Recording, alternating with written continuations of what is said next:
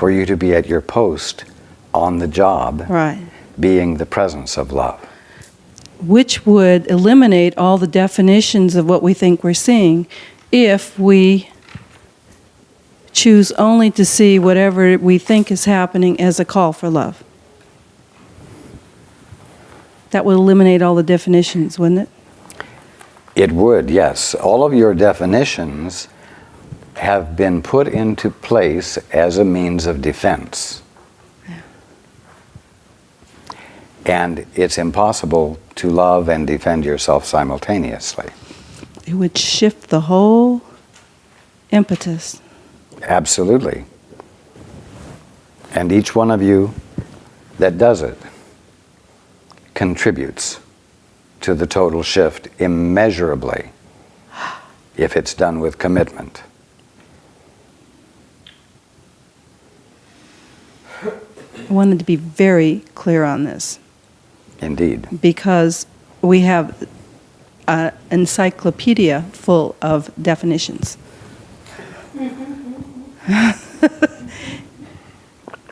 That is correct. And that's why I talk about being willing to look at everything with innocent eyes, meaning innocent of any distortions caused by pre-existing mindsets, mutually agreed upon definitions, cherished beliefs. There must be a willingness to look at everything with curiosity, because there is more there than what you're seeing, and the more that's there is literally the presence of God visible. And why not be curious to see that? This would certainly eliminate fear. Of course. But you won't find the fear eliminated until you dare to love.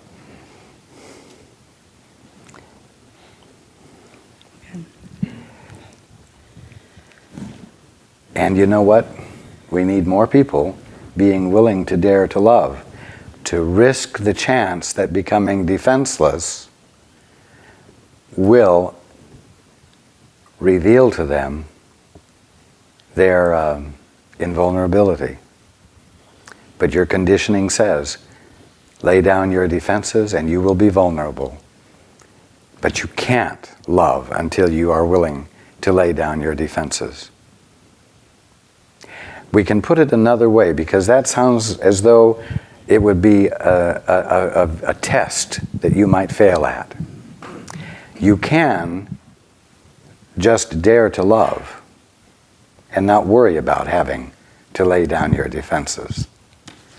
You can have an object of your affection, or you can have a principle that's of value to you in your mind that says, what I want for the world is healing. What I want for my brother is the happy dream. And I'm asking the Father to reveal to me what I can do to contribute to my brother's experience of the happy dream. What can I do to contribute to the sudden shift of perception that constitutes the miracle? And you can leave the abandonment of self-defense on the back burner without even giving any thought to it. And your impulse to care and to embody caring can move you right past any reluctance to releasing your defenses that you would experience if you were sitting there saying, how am I going to release my defenses, you see? Something that helped me years ago come to this point that you're emphasizing is I took the attitude that there are no strangers, quote, out there. There's only family or friends that I haven't met, which really helped me eliminate the anxiety of encounter. Indeed. And I think if we could kind of adopt that type of attitude, we'd be halfway there at least, as far as worrying about what they're going to think or not think or things like that. That is another way of saying what I have been saying this evening. Yes, exactly. It served me very well so far. And if there is someone who is afraid of you, you will care enough to find ways to reduce their fear by being involved with them even though they are afraid of you, and finding ongoing ways to provide them with evidence that they don't need to be afraid of you. That's a very good point.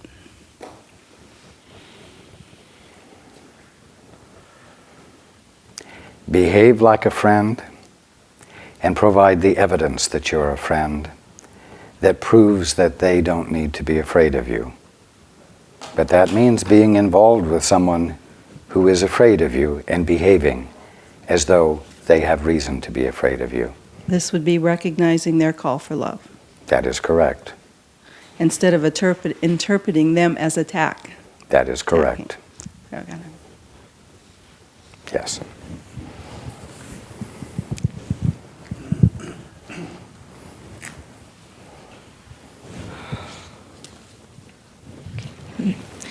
It should especially be noted that God has only one Son.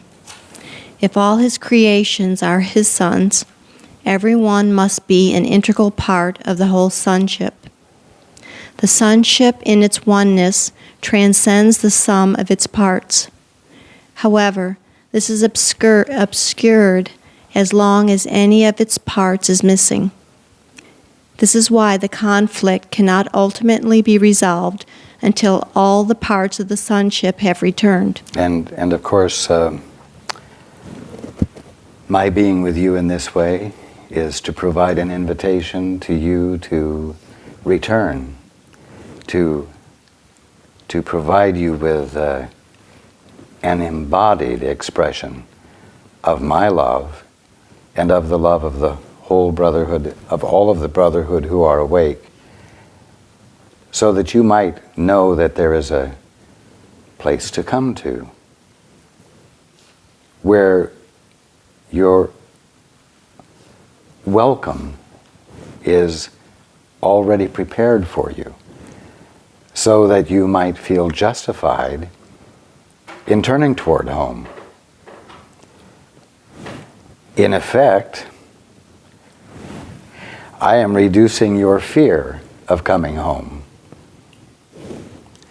I am reducing your fear of me.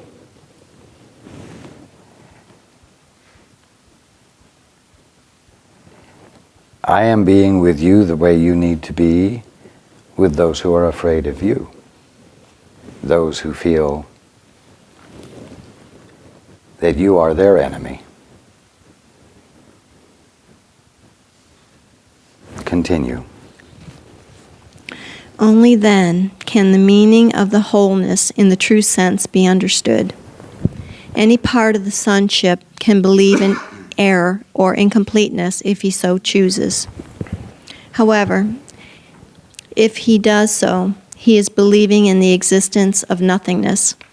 The correction of this error is the atonement. There you go. Any part of the sonship can believe in error or incompleteness. It's not a sin. To believe in incompleteness is what has been called the fall. But there it is, right there. Any part of the sonship can believe in error or incompleteness if he so chooses. It's not a mortal sin. It's not something that causes you to be subject to ultimate punishment if you come back home. You see, you can do it. You can do it if you want to. What it means, though, is that you're believing in the existence of nothingness.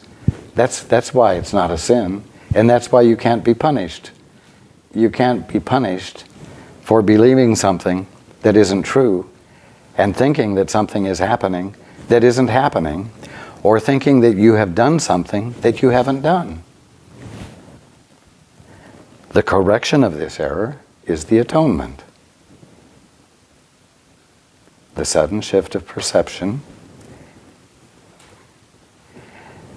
that causes you to be able to engage in an act of love toward your brother and embody God in the world, thus causing the world to become a truer representation of creation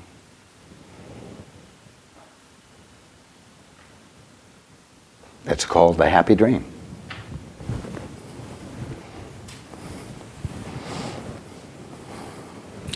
My goodness, we've gotten through 2 paragraphs.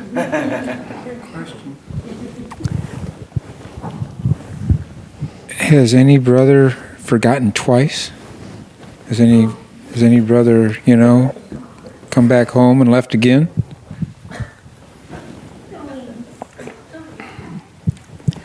Only you. I'm joking.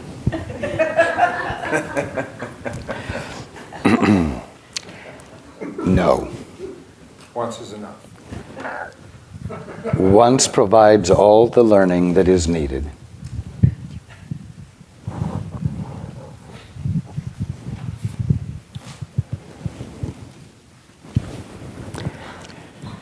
I have already briefly spoken about readiness, but some additional points might be helpful here.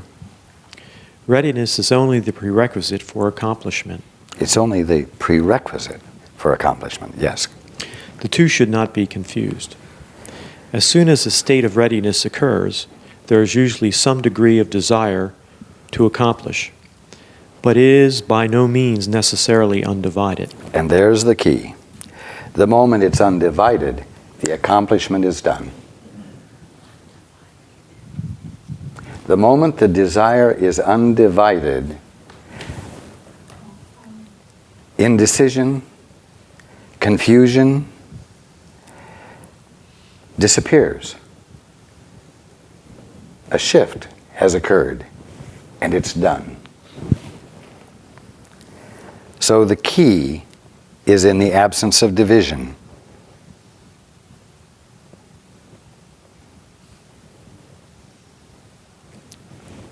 Continue. The state does not imply more than a potential for a change of mind. That is the state of readiness, indeed. To be miracle ready can sometimes be thought of as the destination. You see? But it's just the first step. And then there must be the mind training, the mental self-discipline brought into play that allows you to become focused, your attention becoming undivided, undistracted. And the moment it is no longer divided, the miracle readiness transitions into the miracle accomplished. Continue. Confidence cannot develop fully until mastery has been accomplished. Mastery meaning becoming single-minded, undivided attention, undivided desire. Continue. We have already attempted to correct the fundamental error that is fundamental error that fear can be mastered, and have emphasized that the only real mastery is through love. Readiness is only the beginning of confidence. You may think this implies that an enormous amount of time is necessary between readiness and mastery. But let me remind you that time and space are under my control.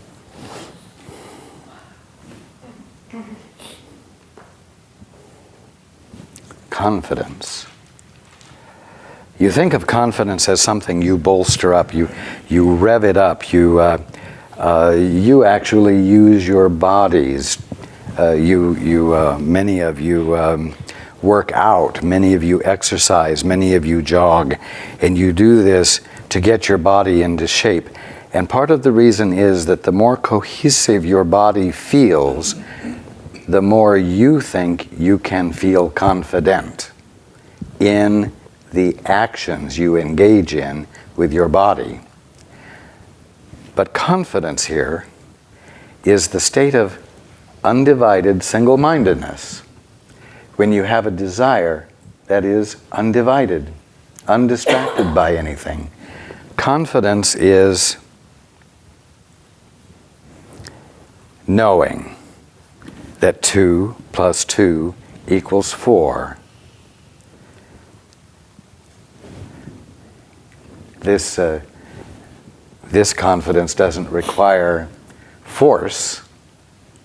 It's a knowing of an unalterable fact that you have absolutely no question about in your mind. You see? That's confidence. Confidence isn't bravado. You see? It's not forcefulness. It's unchangeable, peaceful awareness of an unalterable fact. Confidence, when experienced, shows you that there's no need for defense of anything. And usually you associate confidence with a capacity to defend yourself well.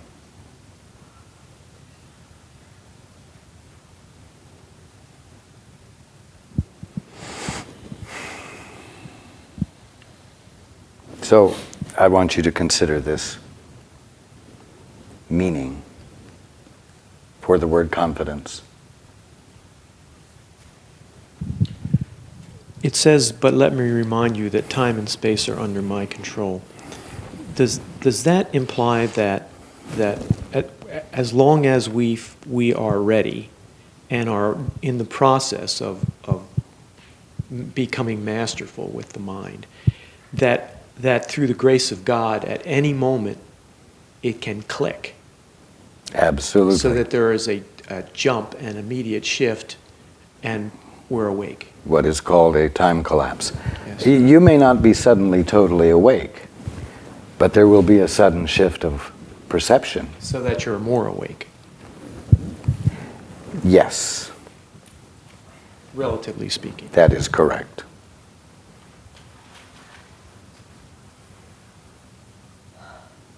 Exactly. Does this fit right in with you having control of everything that doesn't matter? Is that Yes, it does. time and space doesn't matter? Of course, that is correct.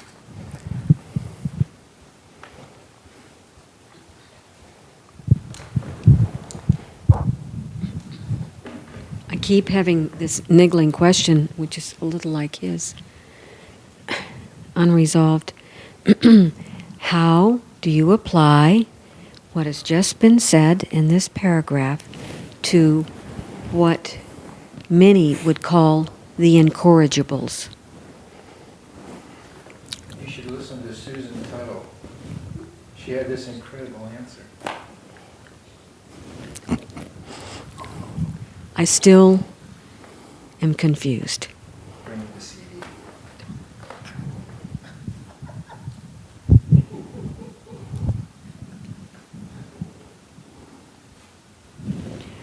Okay, I'll be more specific. Let's say there are those who appear to be one's friends, and yet there's a gap. There's a constant, ongoing lack of rapport manifested. I'm sure everyone has had that experience of an ongoing difficulty in which you see in the horizon the potential for healing, but yet it just keeps missing.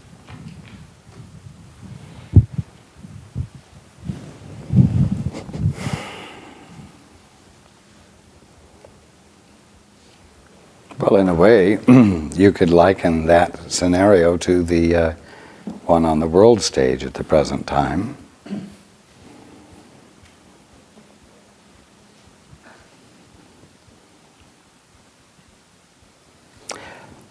One must say no to the incorrigible behavior, while at the same time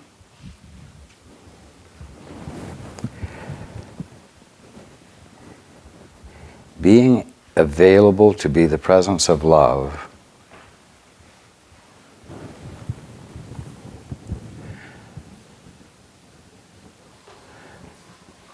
which invites a change of mind on the part of the one being incorrigible.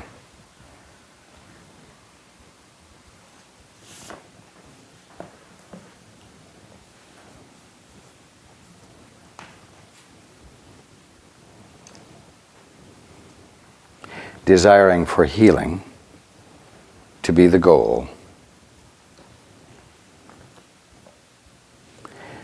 Knowing all along that the one seeming to be incorrigible is a fellow Christ, a brother, a sister, the direct and unalterable expression of God, no matter how they're seeing themselves. And being willing to be that point of love that comes forth as education.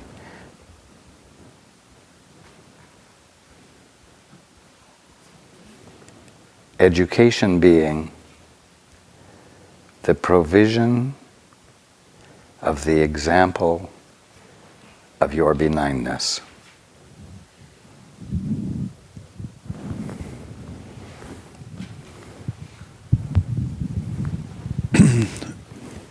Would or could you be specific in terms of who is being incorrigible? The one that is threatening war, or the one that is the objective of that? And wherein lies the perspective that we might become clearer to see? When 3 countries in the world support one and the rest of the country is saying, no, we have to deal with the incorrigible in another way. Let me just throw this out. That's 3 more than I had willing to witness for me at the time of the crucifixion. The number willing to support does not necessarily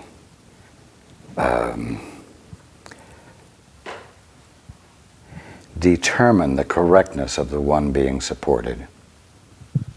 Thereby we probably have 2 incorrigibles with extreme. No, if it is not clear to you where a call for correction exists in this case, I encourage you to listen again. I encourage you to listen within again more deeply.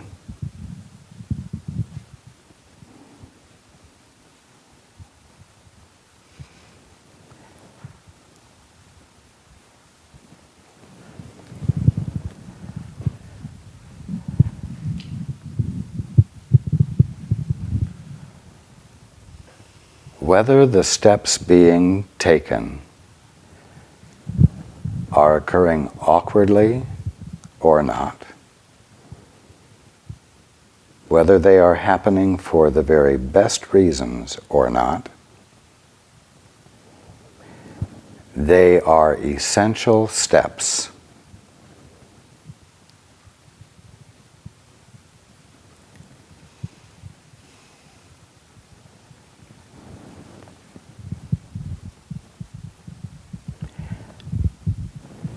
Is that clear enough for you? Yes. Now, I believe. Now, this is one of the reasons that I pointed out earlier this evening and wanted to get out into the air, so to speak. The fact that the reasons for steps of correction must be healing and not punishment.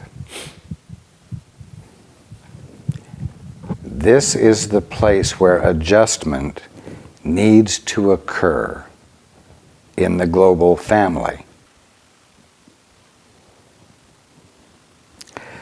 Paul is reluctant to let me speak for fear of being on the hot seat, so to speak. We will go to Tricia's question, and I will finagle what I have to say in behind Paul's back. Raj, I got a glimpse what I think you're saying here about education. What I'm not seeing on the world scene is the reasons for the hostilities, which I feel really need to be surfaced. What hostilities are you speaking of? The hostilities between the governments. What's promoting or provoking war in the first place? The issues that are not being addressed, such as poverty, the imbalance of the world's wealth, greed,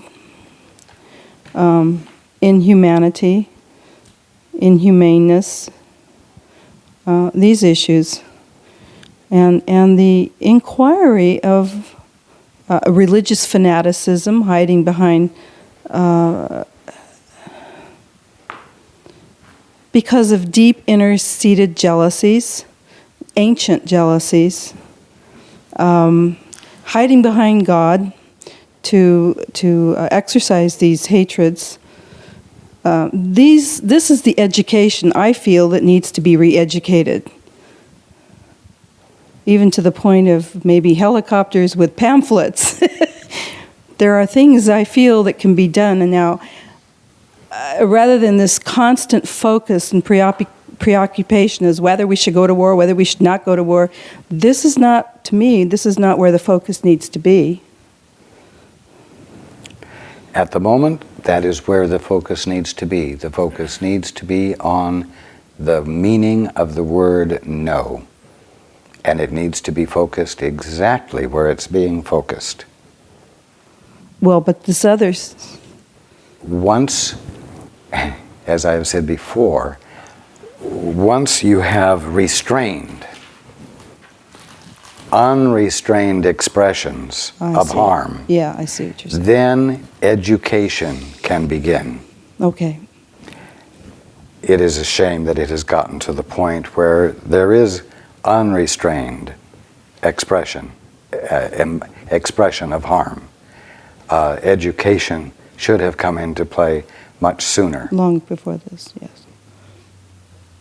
But they'd go hand in hand. I mean, this is the intent of restraint and then education.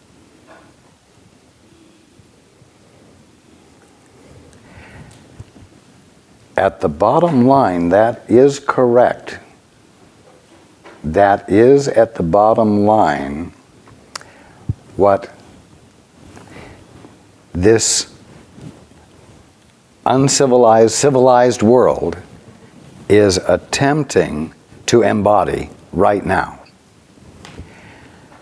But just as with any tax bill or appropriations bill that goes through your Congress, there are little agendas tacked on.